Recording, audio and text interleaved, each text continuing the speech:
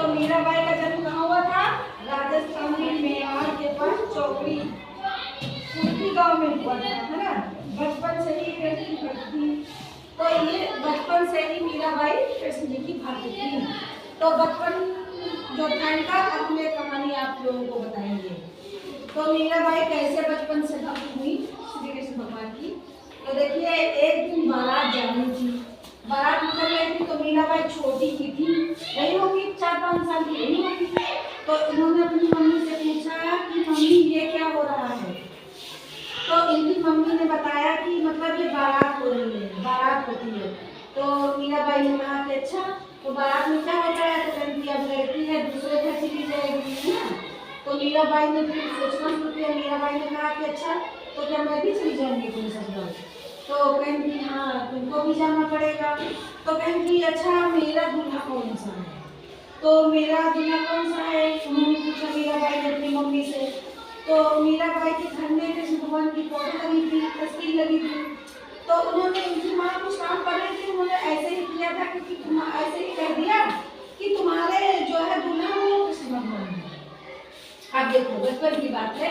तो उसकी मम्मी ने ऐसे कह दिया कि तुम्हारे दूल्हा तो कृष्ण भगवान है। तो तभी से मीराबाई के दिल में कृष्ण के लिए प्रेम हो गया है। वो कृष्ण की भक्त हो गई, वो कृष्ण से प्रेम करने लगी। और इतना प्रेम कि उनकी भक्ति में पूरी तरह लीन हो गई। लेकिन कुछ ऐसा हुआ, भगवान की मर्जी कुछ ऐसी कि भाई जब मीराबाई बड़ी हो गई, जब बड़ी हो गई, हो गई, तब उनके माता पिता ने मेवाड़ ढूंढना शुरू कर दिया। तो उनकी शादी एक मेवाड़ के राजा से तय हो गई। तो भाई जब राजा से तय हो गई तो मीराबाई ससुराल गई। लेकिन वो खुश नहीं थी, क्योंकि वो खुश इसलिए नहीं थी क्योंकि उन्होंने तो अपना पति कृष्ण भगवान को मान लिया था ना। वो कृष्ण भगवान की भक्ति में नहीं हो गई ना। उन्होंने तो हमेशा बचपन से उनकी भक्ति करी कि हमारे पति ये है, और वहाँ पति दूसरे मिल गए तो उनको प्रेम ही नहीं होगा। तो वहाँ ससुराल में जाकर के मीराबाई कृष्ण की भक्ति करती, अपना गीत गाती, नाचती। एक बहुत अच्छा है वो कि ऐसी लागी लगन मीरा हो गई मगन, वो तो गली गली हरि गुण गाने लगी। हर मीन्स भगवान है, मतलब वो गली गली गाने लगी। और तो बहुत ज्यादा भक्ति करती थी मीराबाई।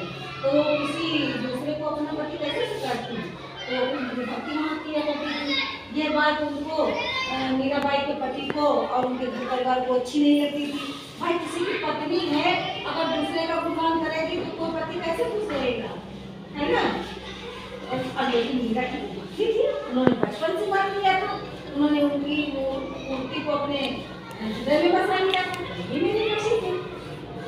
अब भाई बड़ा विरोध हुआ, वहाँ के लोग कहने लगे कि मीराबाई गलत है, मीराबाई अच्छी नहीं है। मतलब बहुत तरह के लोग चुगली करने लगे, बातें बताने लगे कि इनका चरित्र अच्छा नहीं है, ये नहीं। लेकिन मीराबाई किसी की कुछ नहीं सुनी। लेकिन एक बार मीराबाई ने तुलसी जी को पत्र लिखा। तुलसी जी को पत्र लिखा, बहुत परेशान हो गई क्योंकि मीराबाई के साथ अत्याचार होने लगा, अत्याचार करने लगे। तब मीराबाई ने तुलसीदास को पत्र लिखा कि अब मैं क्या करूँगी कि जो तुलसीदास थे ना वो भी भक्ति कर रहे थे परमात्मा की, तो वो भी कुछ जानकार थे। तो उन्होंने तुलसीदास ने कहा जो तुम्हारे मन में है बस तुम वो करो, किसी की नहीं सुनो।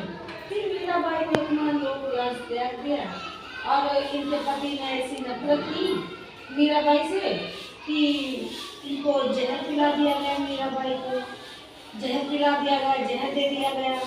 मीराबाई पी ली जहर का प्याला। जब जहर का प्याला पी ली तो भैया उनके जहर तो चलेगा ही, जहर चल गया होगा। लेकिन मीराबाई खत्म नहीं हुई। भाई उनकी भक्ति को वो भक्ति करते थे भगवान जी की, तो भगवान जी को सुनते थे। तो जो विष था वो भी मीराबाई के लिए अमृत बन गया। तो ऐसे लोग हार गए और फिर वो हमेशा ही कृष्ण भक्त रहे। अच्छा, ये अब तुलसीदास का देखिए।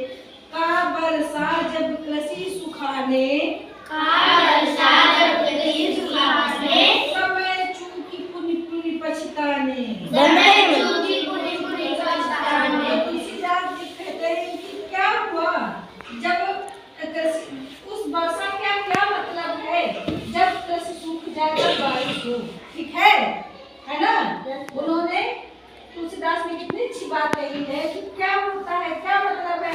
वर्षा का, जब फसल सूख जाए, खेत सूख जाए, तो ऐसी वर्षा का क्या होता है, क्या मतलब है? समय चूक की पुनि पुनि पछताने, तो इसीलिए कहा गया है कि समय का सदुपयोग करो। जब समय निकल जाएगा, अभी तुम लोग बच्चे हो, अभी पढ़ाई करने का है तो अभी पढ़ाई में मन लगाओ, अभी पढ़ाई करो। बाद में बड़े हो जाओगे तब ये कहोगे कि हमने पढ़ा नहीं, पढ़ लिया होगा तो अच्छा होता। तो क्या हुआ, जब समय निकल गया उसके बाद पछताना हो रहा है ना, तो किस काम का व्यर्थ है। जब समय था तो आप लोगों ने ध्यान नहीं दिया, और जब समय नहीं है तो क्या मतलब है पछताने का? जो नहीं पढ़ेगा वो मान लो बहुत बड़े बड़े काम करेगा, वही ईंटे वाला काम, भट्ठे वाला काम, ऐसे ही काम मिलते हैं। जब इंसान पढ़ा लिखा होगा तो बढ़िया से आराम से अच्छी जॉब करेगा कोई, है ना, अच्छे पैसे आएंगे, अच्छी इज्जत होगी। और पढ़ने के साथ साथ आप लोगों को संस्कारी भी होना है, डिसिप्लिन में भी रहना है। ये थोड़ी कि अपने टीचर की बात नहीं मानना है, किसी की बात नहीं, अपने से बड़ों की बात भी मानो। पढ़ा लिखा होना ही सब कुछ नहीं होता है, शिष्टाचार भी बहुत जरूरी है, ठीक है ना।